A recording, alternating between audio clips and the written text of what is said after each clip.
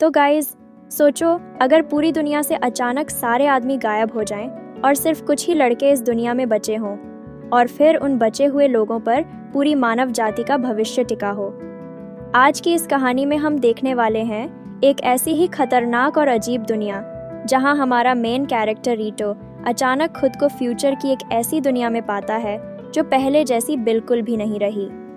कहानी की शुरुआत होती है एक बेहद हाई टेक कमरे से, जहां एक लड़की रीटो को लेकर जाती है।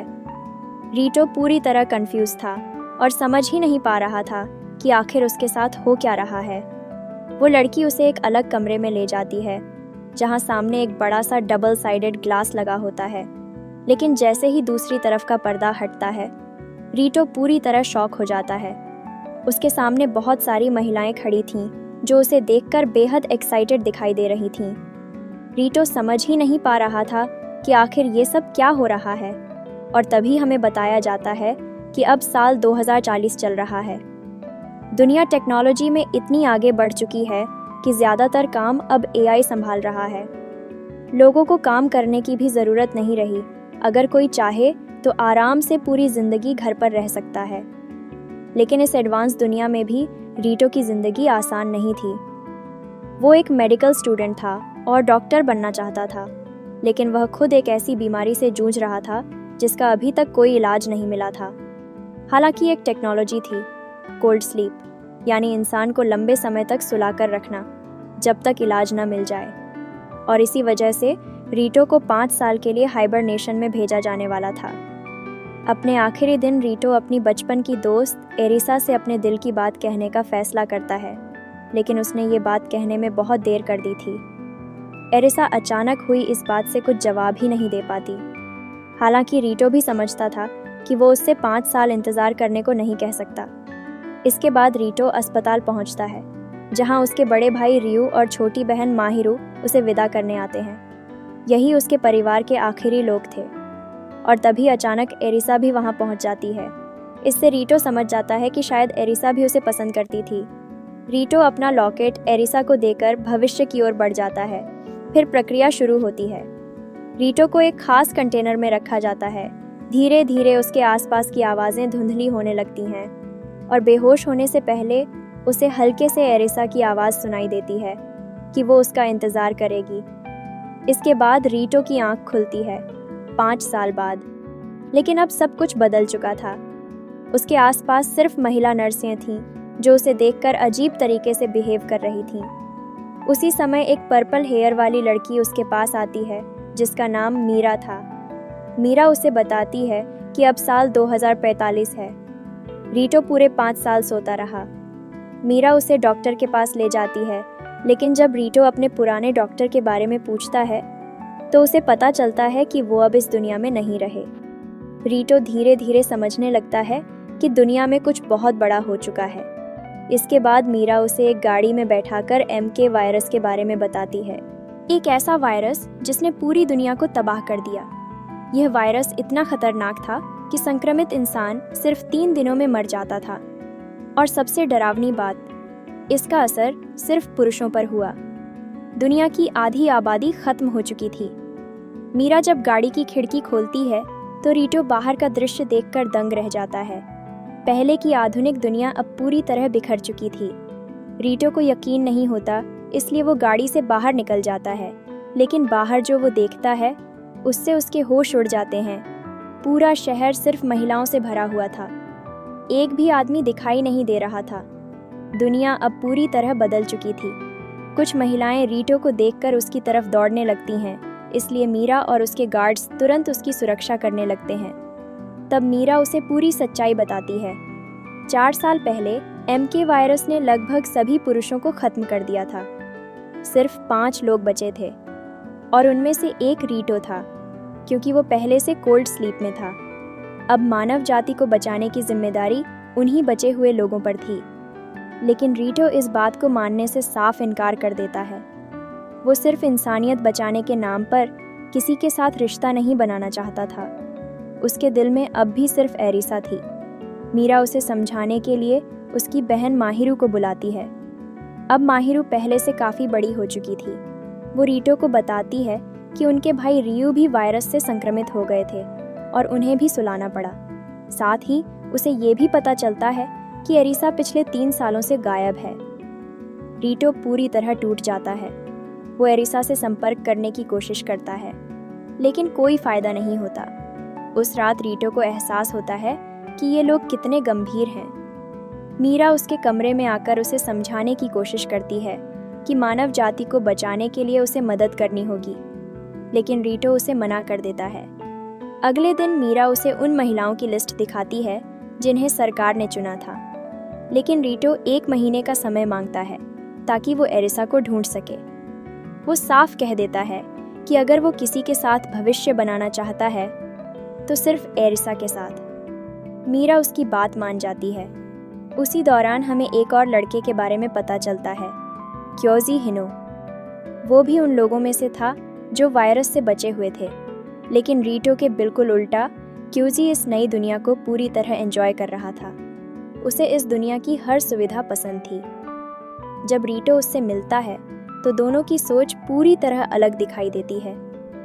क्यूजी को लगता है कि रीटो बेवजह मौका खो रहा है, जबकि रीटो को क्यूजी का व्यवहार बिल्कुल पसंद नहीं आता।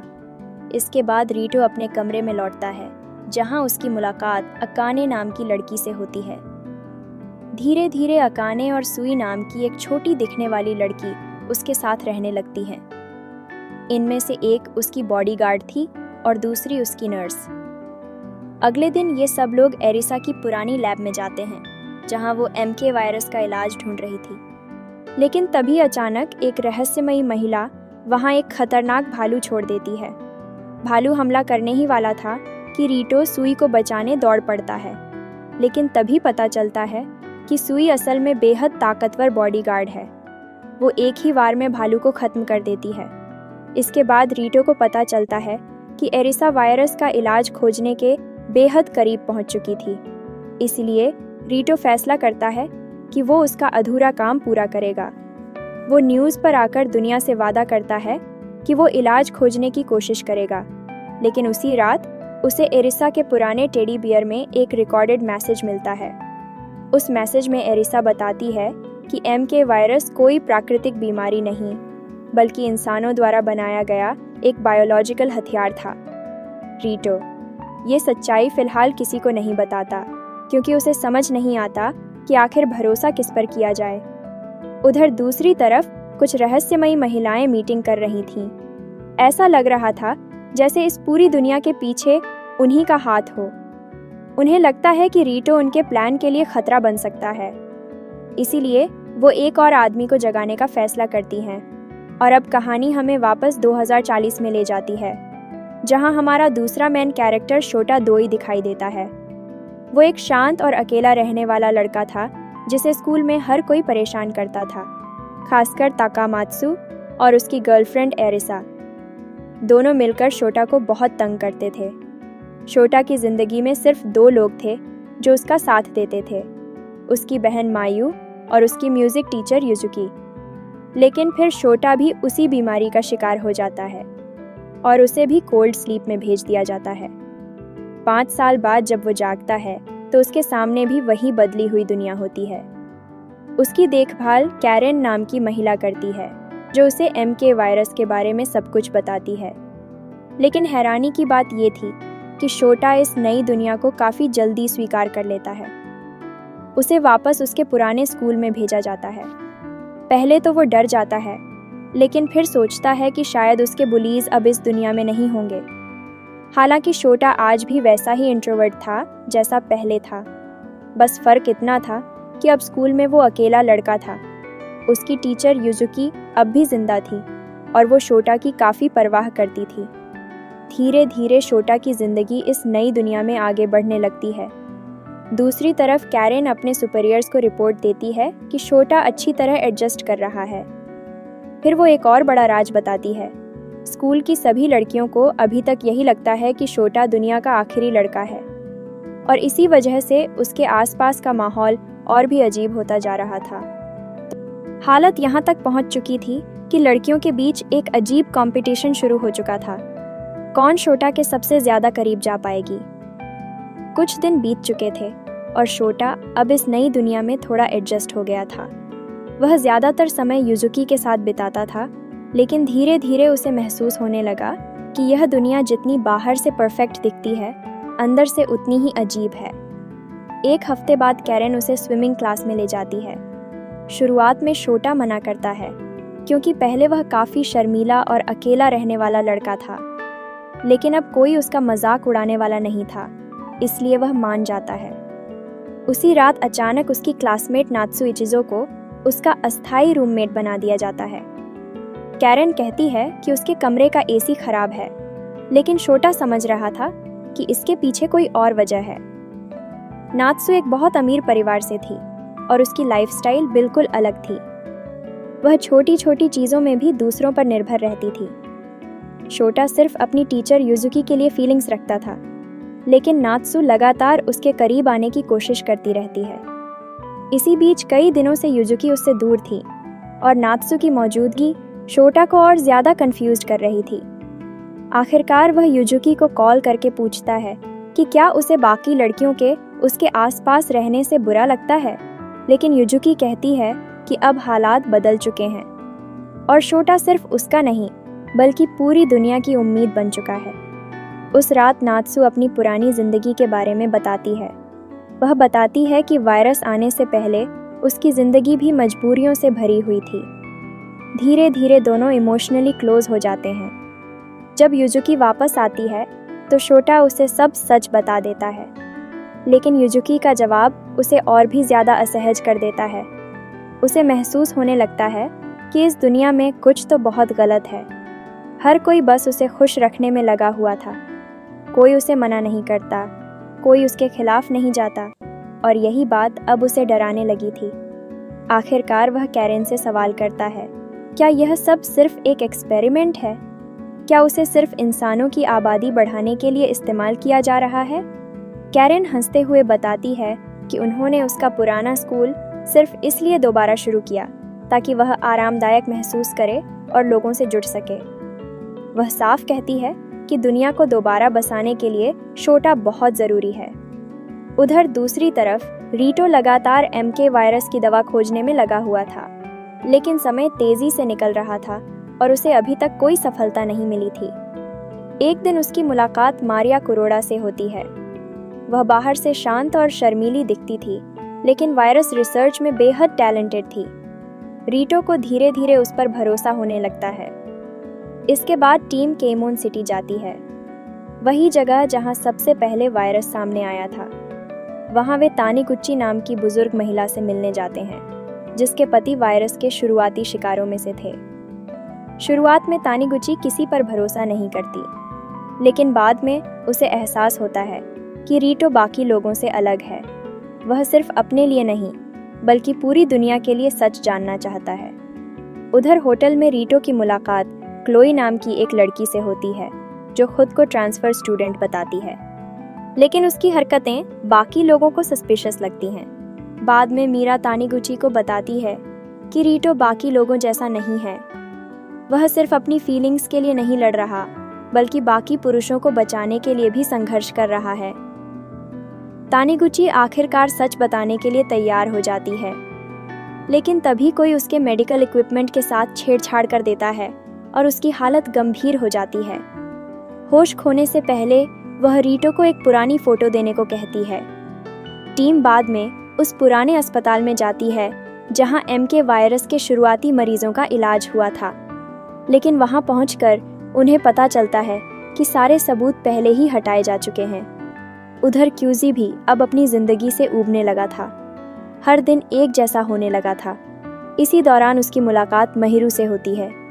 कुछ खास सुराग ना मिलने के बाद रीटो की टीम वापस लौटती है, लेकिन लौटते समय रीटो को पता चलता है कि तानिगुची की फोटो में हिडन डेटा मौजूद है। स्कैन करने पर उन्हें एमके वायरस के अधूरे ब्लूप्रिंट मिलते हैं। अब यह लगभग साफ हो चुका था कि वायरस किसी ने जानबूझकर बनाया था। वापस आने के बाद क्यूजी महिरू के करीब आने की कोशिश करता है, लेकिन महिरू उसमें बिल्कुल इंटरेस्टेड नहीं होती। उधर रीटो को अकाने और मारिया एक शॉकिंग बात बताती हैं। पिछले कुछ सालों में कई वीरोलॉजिस्ट्स अचानक गायब हो चुके थे, या उनकी मौत हो चुकी थी। ऐसा लग रहा था जैसे कोई जानबूझकर क्यूर बनने से रोक रहा हो। इसके बाद रीटो, मारिया, अकाने और सुई मिलकर एक सीक्रेट बेस तैयार करते हैं ताकि वे सरकार की नज़रों से बचकर रिसर्च जारी रख सकें, और उनकी इन्वेस्टिगेशन उन्हें फिर उसी अबैंडन्ड हॉस्पिटल तक ले जाती है। उधर एक्सपेरिमेंटल स्कूल में शोटा की जिंदगी और भी ज़्यादा अजीब होती जा रही थी।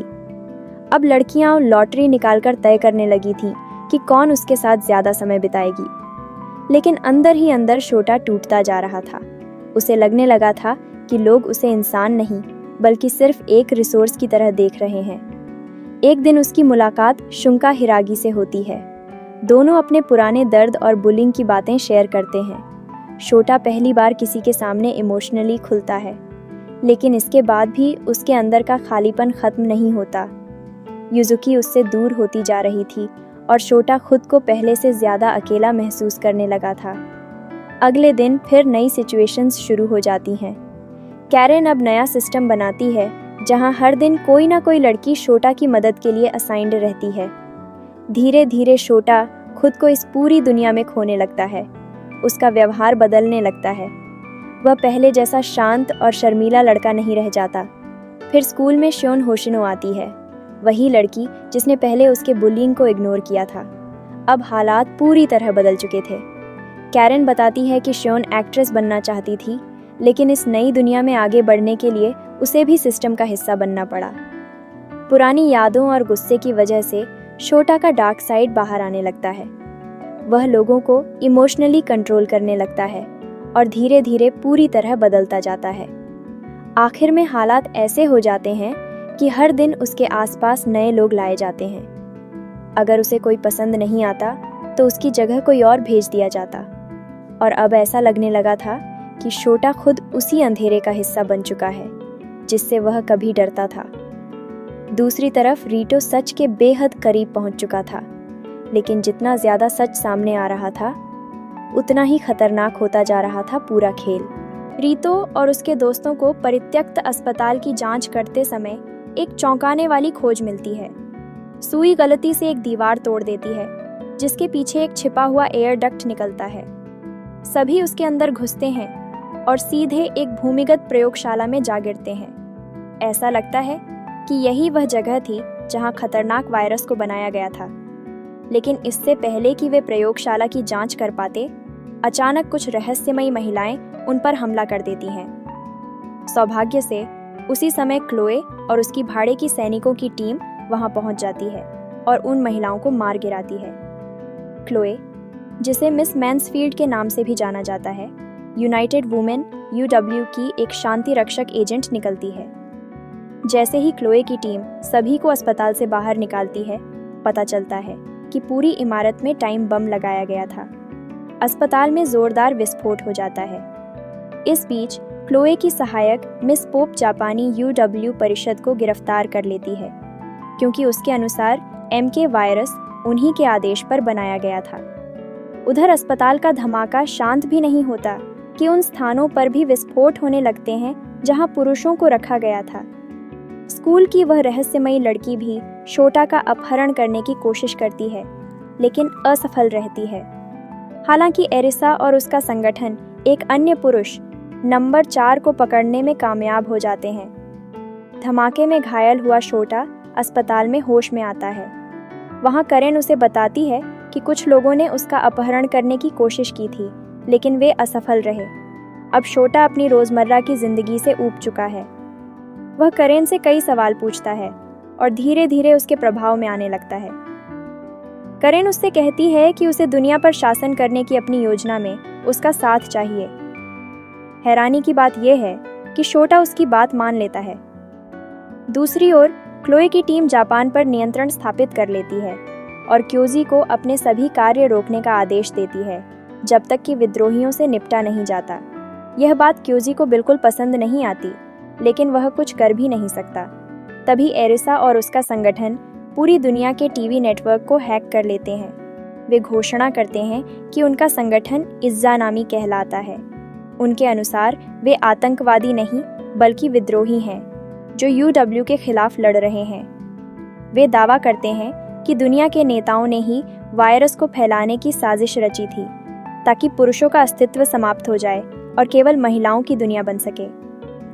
इज़्ज़ानामी यह भी बताता है कि UW ऐसे इंसानों को बनाने की कोशिश कर रहा है जिन्हें पुरुषों की आवश्यकता ही न हो। अगर यह योजना सफल हो गई तो बचे हुए सभी पुरुषों को खत्म कर दिया जाएगा। इसलिए वे UW को रोकना चाहते हैं। उनकी मांग है कि सभी जागृत और क्रायोस्टेसिस में रखे गए पुरुष उन्हें सौंप दिए जाएं। यह प्रसारण देखने के बाद रीतो और उसके दोस्त समझ जाते हैं कि शायद क्लोए पर भरोसा नहीं किया जा सकता। वे भागने का फैसला करते हैं, लेकिन जब वे रीतो के कमरे में सामान लेने पहुंचते हैं तो वहां पहले से ही शोटा और करेन मौजूद होते हैं। एक फ्लैशबैक में दिखाया जाता है कि करेन ने शोटा पर एक विशेष प्रक्रिया की थी जिससे वह थोड़ा बड़ा दिखने लगा और उसे अब चश्मे की भी ज़रूरत नहीं रही। इसी दौरान रीतो मीरा से मिलता है और उसे अपने साथ भागने के लिए कहता है, लेकिन मीरा कुछ शर्तें रखती है जिन्हें रीतो स्वीकार नहीं करता। तभी मिस पोप उन्हें गिरफ्तार कर लेती है। पता चलता है कि शुरू से ही रीतो को जापान लाना उनकी योजना का हिस्सा था, लेकिन रिया और मारिया समय रहते पहुंचकर मिस पोप को बेहोश कर देती हैं और सभी वहां से भाग निकलते हैं। UW मुख्यालय में शोटा, करेन और क्लोए के बीच एक समझौता होता है। इसके तहत शोटा को अपनी गतिविधियां जारी रखने की अनुमति मिल जाती है और करेन को जापान की शासक बना दिया जाता है। अंत में रीतो और उसके साथी इज़्ज़ानामी के जहाज पर सवार होकर ताइवान की ओर रवाना होते हैं। हालांकि रिया और मीरा पीछे रह जाती हैं और गिरफ्तार कर ली जाती हैं। जहाज ताइवान पहुंचता है, जहां रीतो की मुलाकात आखिरकार एरिसा से होती है। तो दोस्तों, आज की कहानी यहीं ख़त्म होती है। उम्मीद है आपको ये सीरीज़ और इसकी कहानी पसंद आई होगी। अगर वीडियो अच्छा लगा हो तो इसे लाइक करना और चैनल को सब्सक्राइब करना बिल्कुल मत भूलिएगा। और हाँ, नीचे कमेंट करके ज़रूर बताइए कि आपको कहानी का कौन सा हिस्सा सबसे ज़्यादा पसंद आया। मैं सबसे प्यारे और दिलचस्प कमेंट को डेफिनेटली पिन करूँगी। Thank you for watching.